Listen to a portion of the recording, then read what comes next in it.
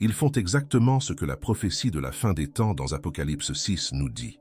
La tourmente que nous voyons dans le monde d'aujourd'hui n'est-elle qu'une série de coïncidences ou indique-t-elle quelque chose de beaucoup plus profond? La Bible n'est pas n'importe quel livre d'histoire, c'est unique. Elle commence avec la création de la terre et se termine avec la fin du monde. Aucun autre livre ne couvre une période aussi longue, parce que personne n'était là au début pour voir et enregistrer. Par conséquent, plus personne ne peut écrire sur le début de notre monde avec autorité. Nous sommes les seuls à savoir comment tout va se terminer. Cette connaissance est spéciale. Le Seigneur a partagé l'avenir non pas pour satisfaire notre curiosité, mais pour nous préparer. Ainsi nous ne serions pas pris par surprise, ni ne nous méprendrions sur ce qui est à venir. Nous devrions être reconnaissants que Jésus ait partagé cela si ouvertement. Les gens demandent souvent si nous vivons dans les derniers jours, mais la Bible parle des derniers jours, et nous sommes dans ces derniers jours depuis 2000 ans. Les derniers jours ont commencé à la Pentecôte, avec l'accomplissement de la première prophétie concernant ces temps-là. Chaque génération de chrétiens devrait vivre comme si le Seigneur pouvait revenir à tout moment. La Bible est pleine de prophéties, avec 735 prédictions sur l'avenir éparpillées dans ces pages. Cela signifie qu'un chapitre sur 4 contient une prophétie. Du début à la fin, la Bible est fondamentalement un livre de prophéties, bien que certains livres mettent l'accent sur les prédictions plus que d'autres. Sur ces 735 prophéties, 596 se sont déjà réalisées exactement comme prédit. Donc 81% des prophéties de la Bible ont déjà été accomplies, beaucoup ayant été prédites des siècles plus tôt. Il n'est pas difficile de croire que les 19% restants se produiront également. C'est un palmarès impressionnant. Aujourd'hui, nous sommes confrontés à de nombreux défis. Guerres, catastrophes naturelles et changements politiques majeurs. Le livre de l'Apocalypse offre une vision de ce à quoi pourrait ressembler la fin du monde. Jésus nous a demandé de veiller et de prier. Que devrions-nous surveiller? Nous ne devons pas rester les bras croisés à regarder le ciel en attendant qu'il revienne. Ce n'est pas ce qu'il voulait dire. Il voulait garder un œil sur les événements mondiaux et reconnaître les signes qu'il a donnés pour nous aider à nous préparer. Ces signaux sont comme des signaux. Regardons Matthieu chapitre 24, où les disciples ont demandé à Jésus quels seraient les signes de son retour. Que devons-nous faire si nous ne savons pas quand cela se produira? Jésus a donné une réponse claire et directe à cette question, et nous pouvons être reconnaissants qu'il ait répondu si clairement. Dans le livre de l'Apocalypse, il donne une réponse plus détaillée et plus complète, mais ici il décrit les signes qui précéderont sa venue. Les disciples s'approchèrent de Jésus en privé, alors qu'il était assis sur le mont des Oliviers. Matthieu 24, versets 3 à 30 dit « Et comme il était assis sur le mont des Oliviers, ses disciples vinrent à lui en privé et lui dirent « Dis-nous quand ces choses arriveront, et quel sera le signe de ton avènement et de la fin du monde ?» Jésus leur répondit « Prenez garde que personne ne vous séduise, car beaucoup viendront en mon nom en disant « Je suis le Christ », et ils séduiront beaucoup de gens. Et vous entendrez parler de guerres et de rumeurs de guerre. Écoutez, n'ayez pas peur, car il est nécessaire que tout cela arrive, mais ce n'est pas encore la fin. Car une nation s'élèvera contre une nation, et un royaume contre un royaume, et il y aura des famines, des pestes et des tremblements de terre en divers lieux. Mais toutes ces choses sont le début des douleurs. Alors ils te livreront pour être tourmentés, et ils te tueront, et tu seras haï de toutes les nations à cause de mon nom. En ce temps-là, beaucoup seront offensés. Ils se trahiront les uns les autres, et ils se haïront les uns les autres. Et beaucoup de faux prophètes se lèveront, et ils en séduiront beaucoup. Et parce que la méchanceté abonde, l'amour de beaucoup se refroidira. Mais celui qui persévérera jusqu'à la fin sera sauvé. Et cet évangile du royaume sera prêché dans le monde entier en témoignage à toutes les nations. Et alors la fin viendra. Et quand vous verrez que l'abomination de la désolation dont parlait le prophète Daniel est dans le lieu saint, que celui qui la lit le comprenne, puis que ceux qui sont en Judée s'enfuient dans les montagnes. Celui qui est sur le toit ne doit pas descendre pour prendre quelque chose de sa maison, et que celui qui est dans les champs ne retourne pas chercher ses vêtements. Mais malheur aux femmes enceintes et à celles qui allaitent à cette époque, et priez pour que votre fuite n'ait pas lieu en hiver ou le jour du sabbat. car alors il y aura une grande affliction, telle qu'il n'y en a pas eu depuis le commencement du monde jusqu'à présent, et qu'il n'y en aura pas.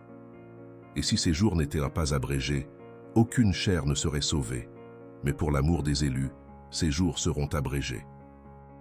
Si quelqu'un vous dit « Voici le Christ est ici ou là », ne le croyez pas, car de faux Christ et de faux prophètes se lèveront et feront de si grands signes et de si grands prodiges que, s'il était possible, ils séduiraient même les élus. Voici, je vous l'ai prédit. C'est pourquoi, s'ils vous disent « Voici, il est dans le désert », ne sortez pas. Voici, il est à l'intérieur de la maison, ne le croyez pas. Car comme l'éclair sort de l'Orient et brille vers l'Occident, il en sera de même de la venue du Fils de l'homme. Car là où est le cadavre, là les aigles seront rassemblés. Immédiatement après l'affliction de ces jours-là, le soleil s'obscurcira, et la lune ne donnera plus sa lumière. Les étoiles tomberont du ciel, et les puissances du ciel seront ébranlées. Alors le signe du Fils de l'homme apparaîtra dans le ciel, et toutes les tribus de la terre se lamenteront, et verront le Fils de l'homme venir sur les nuées du ciel, avec puissance et une grande gloire. Dans ce passage, il a souligné 4 signes clairs de sa venue. L'un de ces signes est déjà visible, tandis que les 3 autres ne le sont pas encore. C'est pourquoi je dis que nous sommes au début des derniers temps. Maintenant, revenons au sujet de la vidéo. Quels sont donc ces 4 signes qu'il a mentionnés? Le premier signe concerne les catastrophes qui se produisent dans le monde entier, telles que les guerres, les famines et les tremblements de terre. Ces événements se produisent certainement et durent depuis plus de 2000 ans, et ils semblent s'aggraver. Apocalypse 6 à 16 parle de Satan sur terre. Cette partie du livre est au cœur de tout cela, et peut être difficile à comprendre et à suivre. Malheureusement, nous sommes arrivés à la partie la plus difficile. Les choses vont empirer avant de s'améliorer. Cependant, il est réconfortant de savoir que les situations décrites dans ces chapitres sont aussi mauvaises qu'elles peuvent l'être, mais cela reste assez inquiétant. Les 7 sceaux sont les jugements de Dieu pour la fin du monde. Apocalypse 6, versets 1 à 17, explique ces sceaux. L'histoire se poursuit au chapitre 5 de l'Apocalypse, avec la recherche de quelqu'un dans le ciel et sur la terre qui est digne de briser les sceaux et d'ouvrir le rouleau.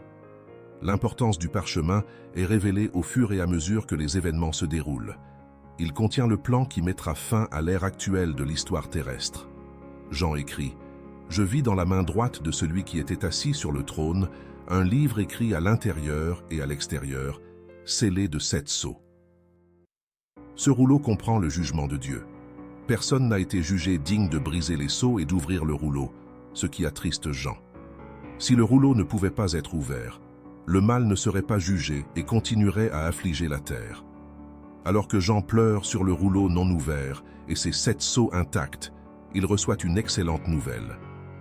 Le lion de la tribu de Juda, la racine de David, a triomphé. Il est capable d'ouvrir le rouleau et ses 7 sceaux. Il s'agit d'une représentation de Jésus-Christ, l'agneau immolé, qui est aussi le lion du jugement.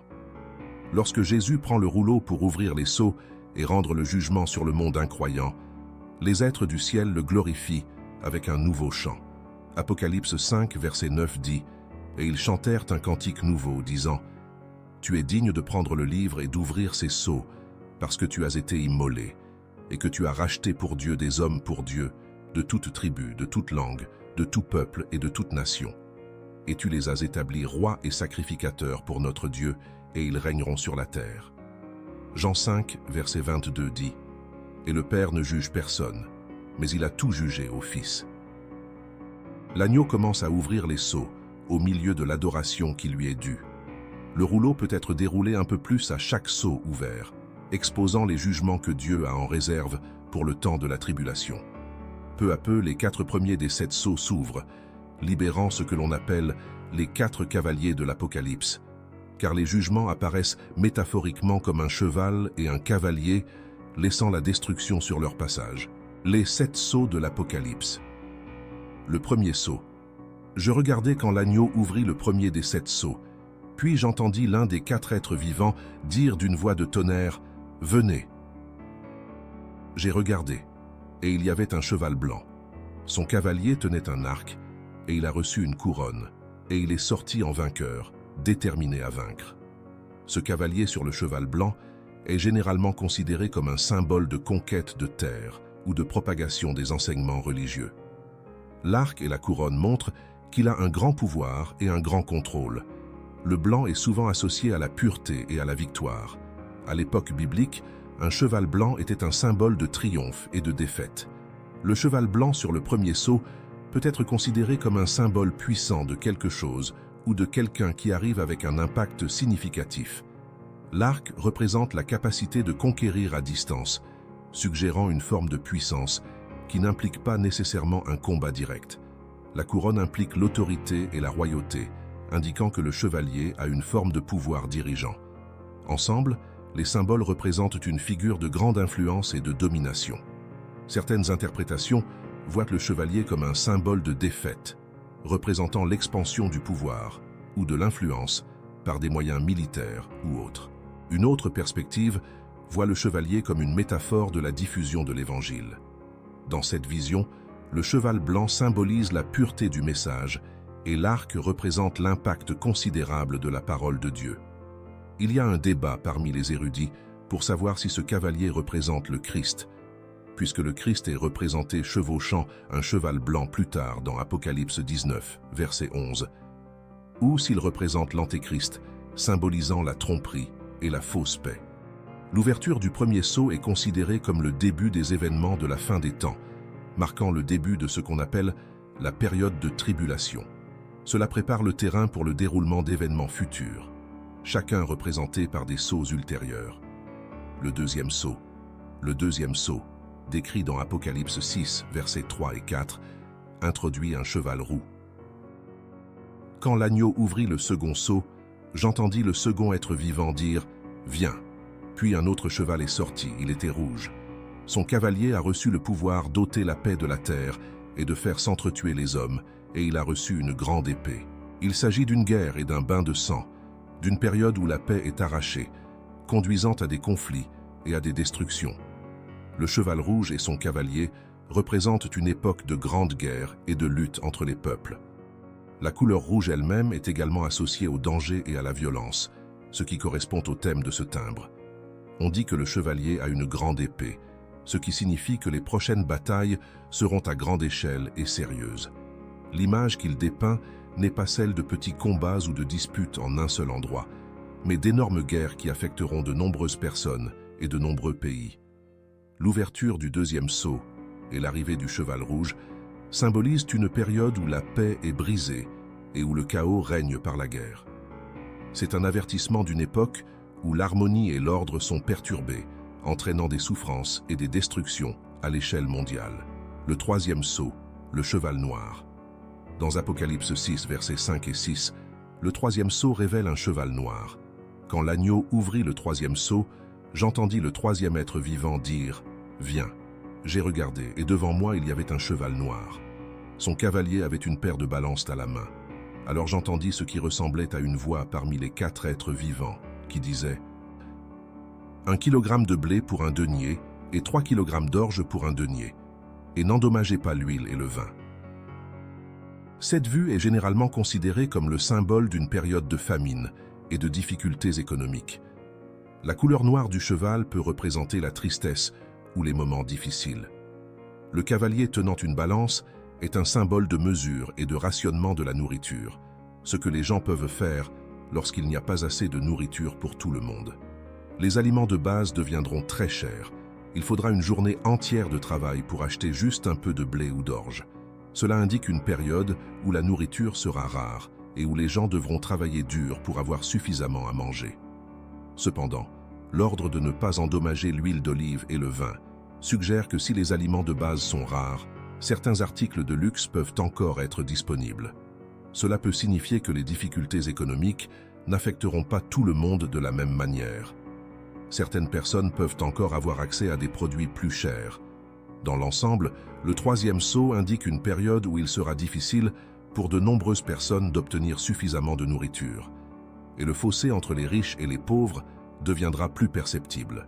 Le quatrième sceau, le cheval jaune.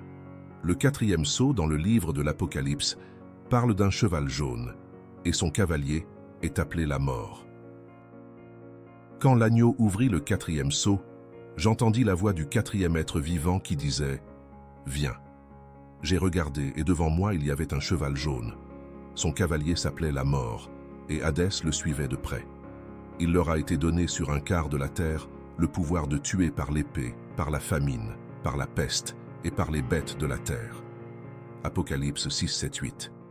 Cela symbolise beaucoup de morts et de maladies, causant la mort de nombreuses personnes.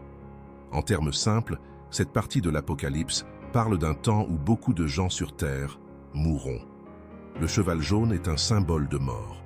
Le fait que le cheval soit jaune, une couleur souvent associée à la maladie et à la faiblesse, met en évidence la nature sombre de ce phoque.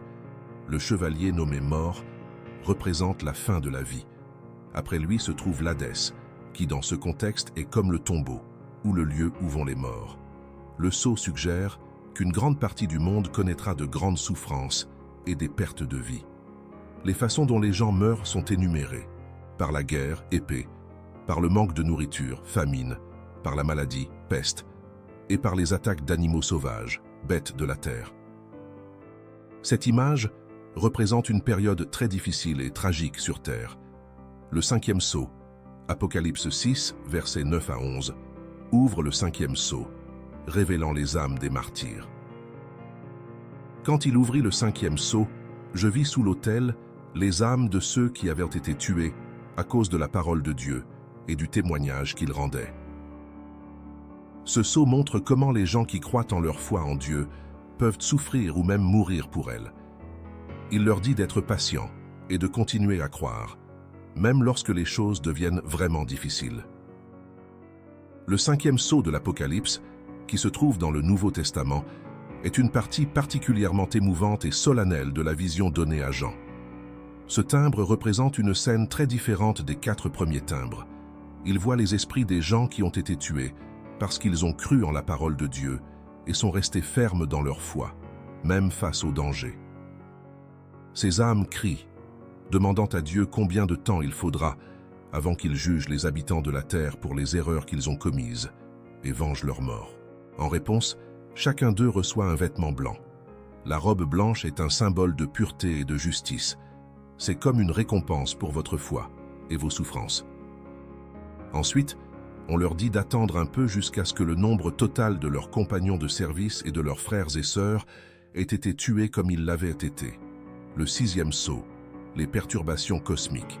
Le sixième sceau dans Apocalypse 6, versets 12 à 17, apporte le chaos dans les cieux. Il y a eu un grand tremblement de terre. Le soleil est devenu noir comme une étoffe de crin de cheval. La lune entière est devenue rouge comme du sang. Ce sceau suggère de grandes perturbations cosmiques et naturelles, symbolisant le jugement divin et l'ébranlement des puissances terrestres. Le sixième sceau parle de grands changements et de désastres dans la nature et l'univers, montrant la puissance de Dieu et comment il peut changer les choses sur terre. 1. Je vois, quand il ouvrit le sixième sceau, qu'il y eut un grand tremblement de terre. Apocalypse 6.12. Cela signifie qu'il pourrait y avoir un énorme tremblement de terre très destructeur, montrant une période de grand chaos et de grands changements sur terre. 2.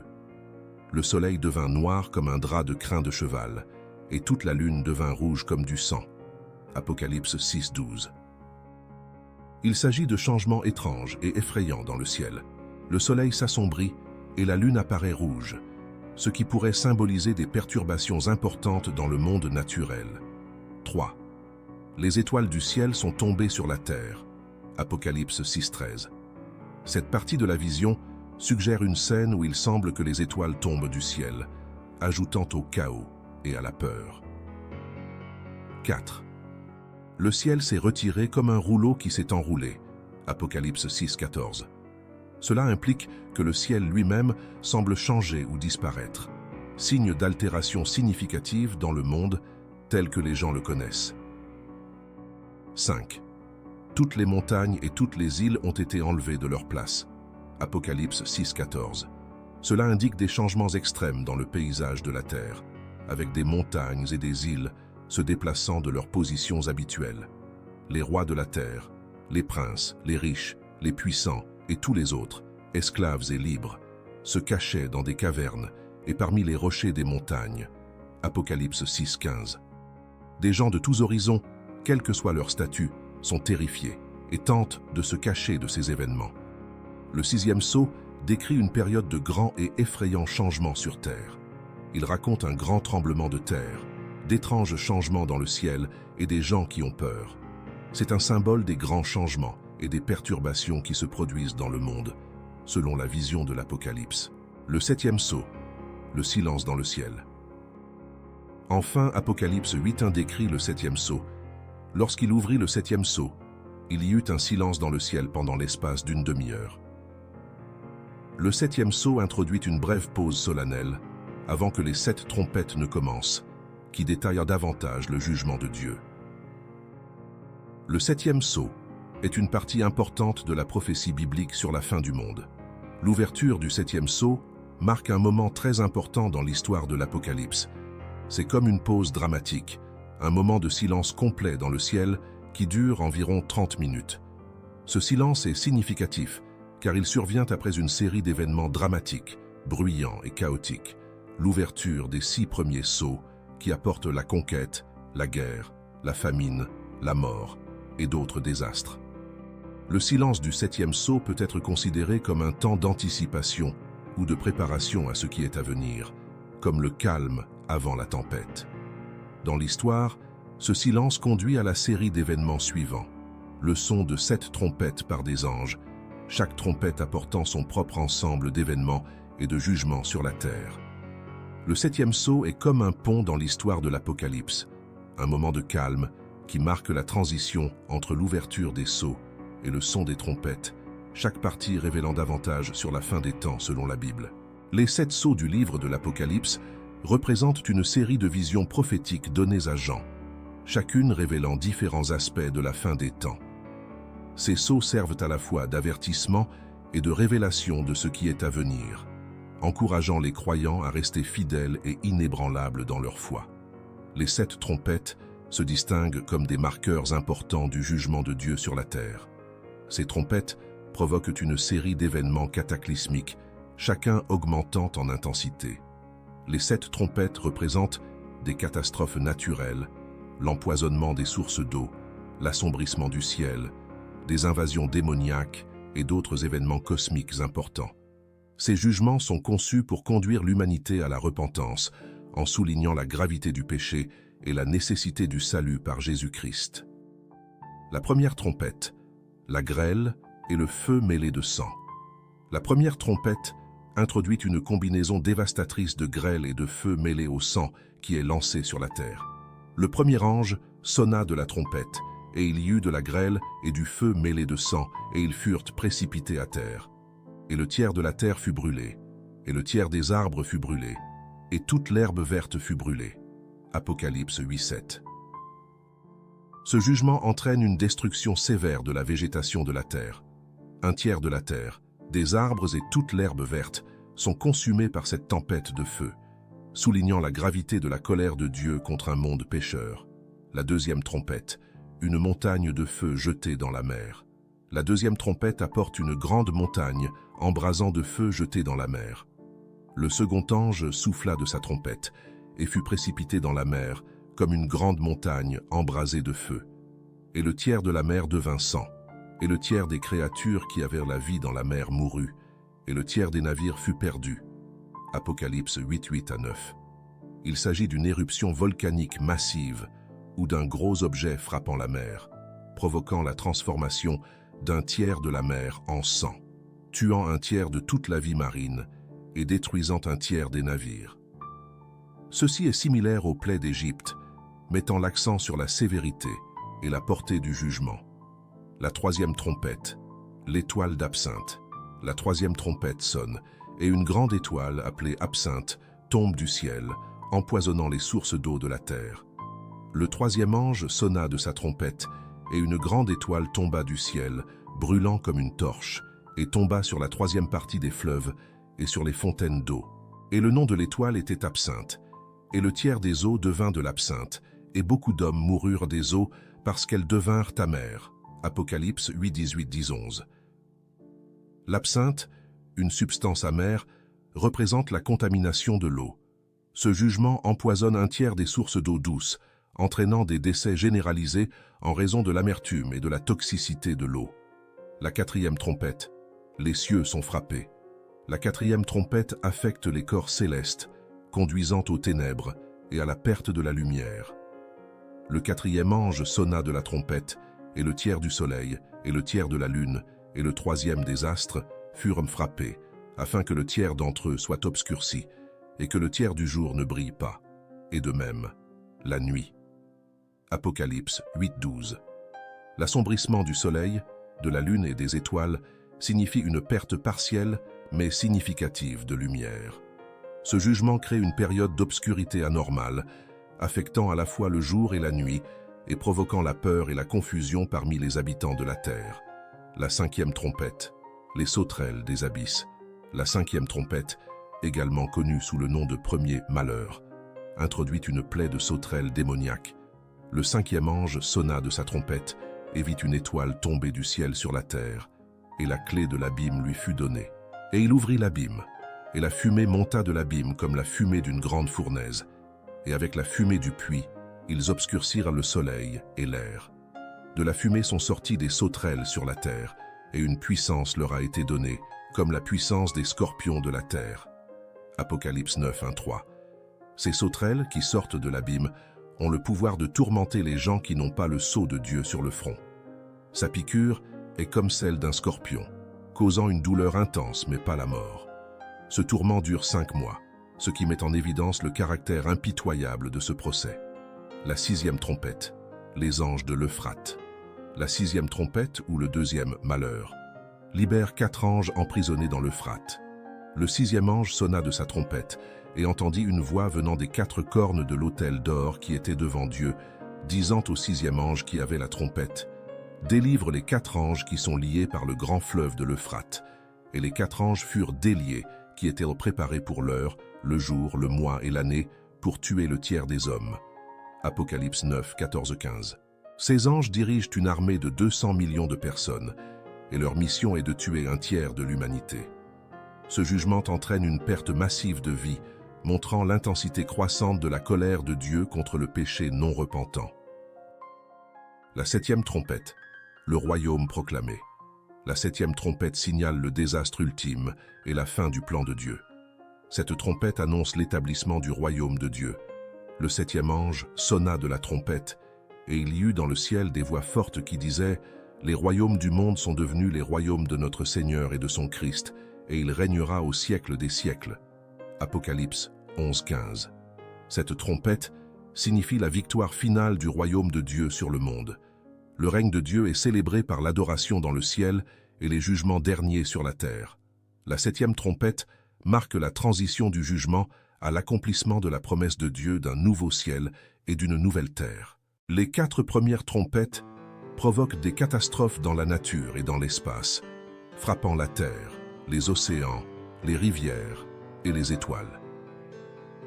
Ces événements causent des destructions et des souffrances généralisées, mettant l'accent sur la puissance de Dieu.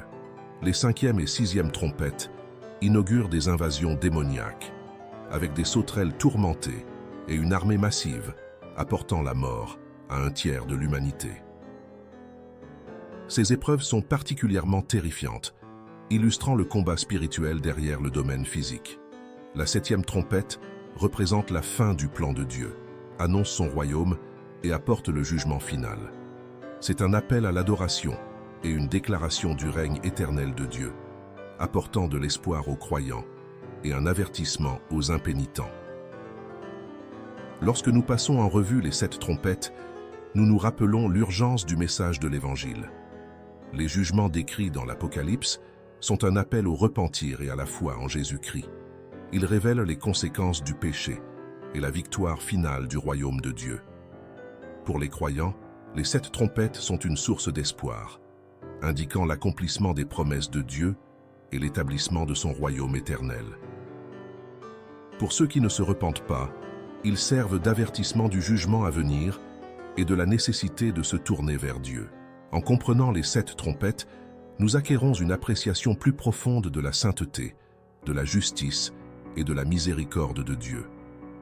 Nous sommes encouragés à vivre fidèlement, à faire connaître l'Évangile et à attendre avec impatience le jour où le royaume de Dieu sera pleinement réalisé. Le livre de l'Apocalypse, bien que rempli d'images complexes et souvent effrayantes, indique finalement le triomphe du bien sur le mal, l'établissement du royaume de Dieu et l'accomplissement de ses promesses à ceux qui lui font confiance. Les 7 coupes. Les 7 coupes sont parmi les jugements les plus sévères décrits dans l'Apocalypse, que l'on trouve dans Apocalypse 16, 1 à 21. Ces bols représentent l'effusion finale de la colère de Dieu sur le monde rebelle, montrant le sommet de sa colère contre le péché. Chaque coupe apporte un jugement spécifique et intense, conçu pour amener les gens à la repentance et mettre en évidence l'autorité et la sainteté ultime de Dieu. Le premier bol, des ulcères douloureux. Le jugement de la première coupe apporte des ulcères douloureux et sévères à ceux qui portent la marque de la bête et qui adorent son image. Alors j'entendis une voix forte venant du temple, qui disait aux 7 anges, « Allez, et répandez sur la terre les 7 coupes de la colère de Dieu. » Le premier ange alla et versa sa coupe sur la terre, et des ulcères terribles et malins apparurent sur le peuple qui avait la marque de la bête et qui adorait son image. Apocalypse 16, 1 à 2.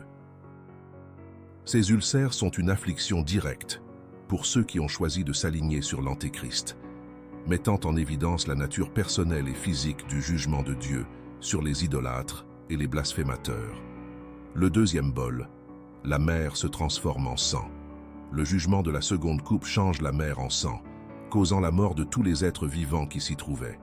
Le second ange versa sa coupe dans la mer, et elle se changea en sang comme celle d'un mort, et tout ce qui s'y trouvait mourut.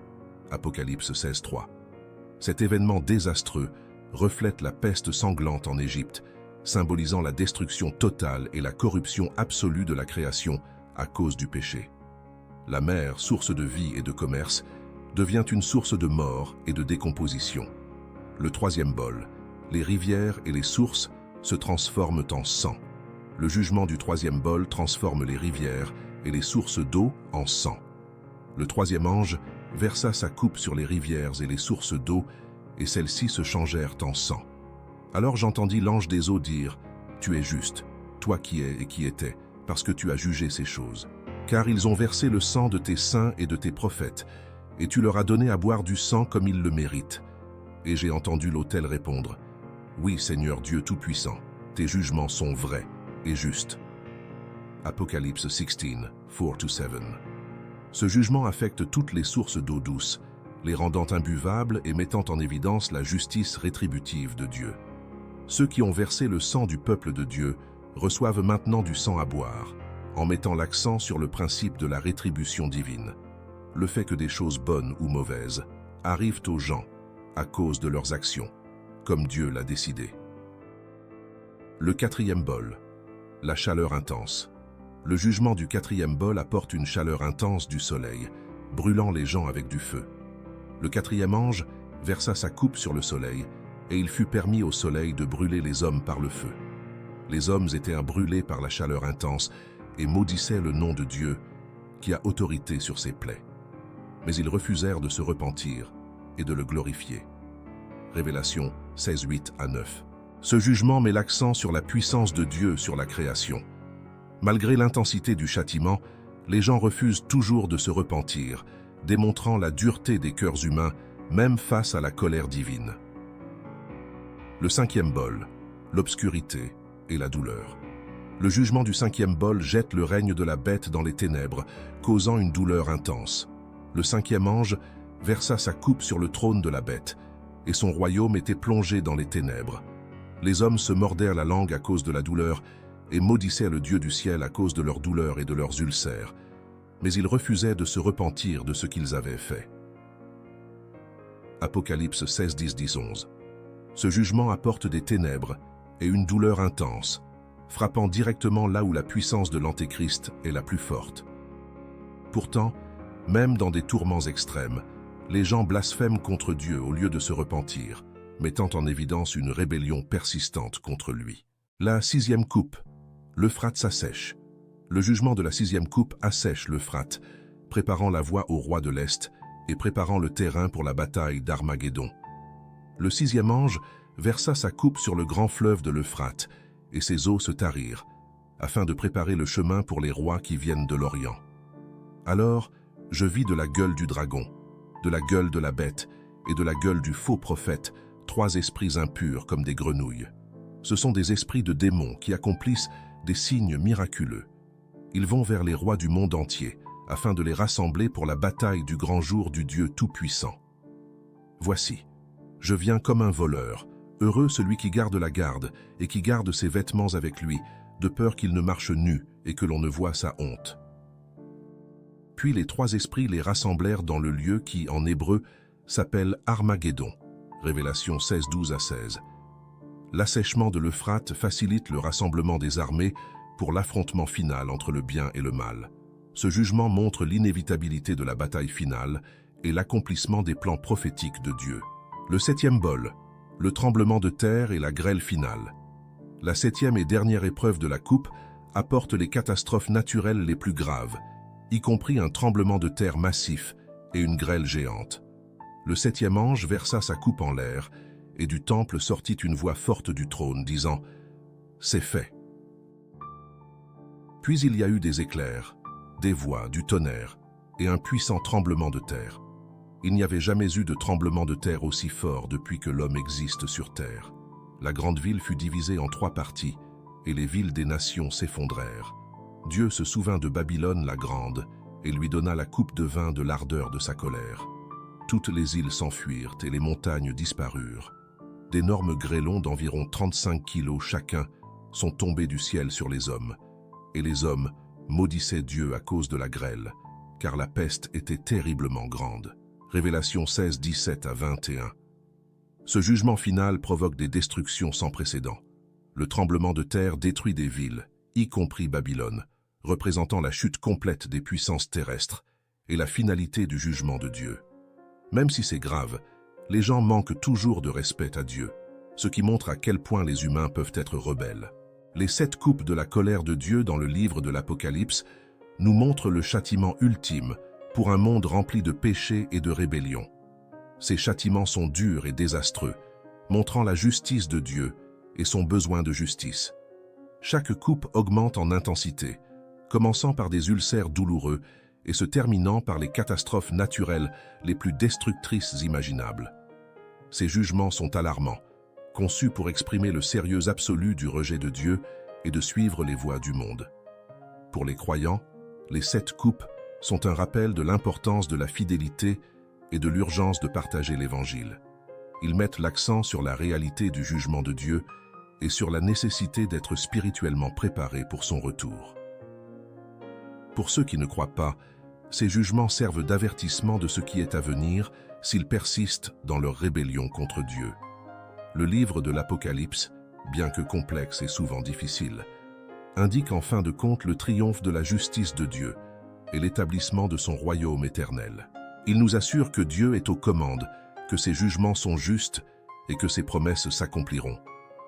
Mais allons-nous vers la fin, comme l'avertit la Bible? La réponse dépend du point de vue de chacun. Cependant, certains points peuvent aider à guider notre compréhension. Jésus a parlé des signes des temps dans Matthieu 24, indiquant que certains événements marqueraient son retour. Il s'agit notamment des guerres, des catastrophes naturelles et du déclin moral. Bien que ces signes aient été présents tout au long de l'histoire, leur fréquence et leur intensité croissante peuvent être considérés comme s'alignant sur les avertissements bibliques. Quel que soit le moment précis, la Bible appelle les croyants à être prêts pour le retour du Christ. La parabole des 10 vierges dans Matthieu 25 souligne l'importance d'être préparé. C'est pourquoi, car tu ne sais ni le jour ni l'heure. Matthieu 25, 13. Bien que les prédictions de l'Apocalypse puissent sembler intimidantes, elles apportent aussi de l'espoir. Ils nous assurent de la victoire finale de Dieu sur le mal et de l'établissement de son royaume éternel. L'alignement des événements mondiaux actuels sur les prophéties bibliques est un sujet d'un grand intérêt et d'une grande importance. Bien que les interprétations varient, la principale leçon est l'appel à la disponibilité, à la vigilance et à la fidélité. Les événements décrits dans l'Apocalypse servent à la fois d'avertissement et de promesse, un avertissement des conséquences du péché et de la rébellion, et une promesse de la victoire finale de Dieu et de l'établissement de son royaume. Le message de la Bible est clair. Dieu est aux commandes. Ses plans s'accompliront et son royaume viendra. Événements actuels et prophéties bibliques. Dans le monde d'aujourd'hui, beaucoup de gens se demandent si les événements qui se déroulent dans le monde correspondent aux prédictions de la Bible, en particulier celles du livre de l'Apocalypse.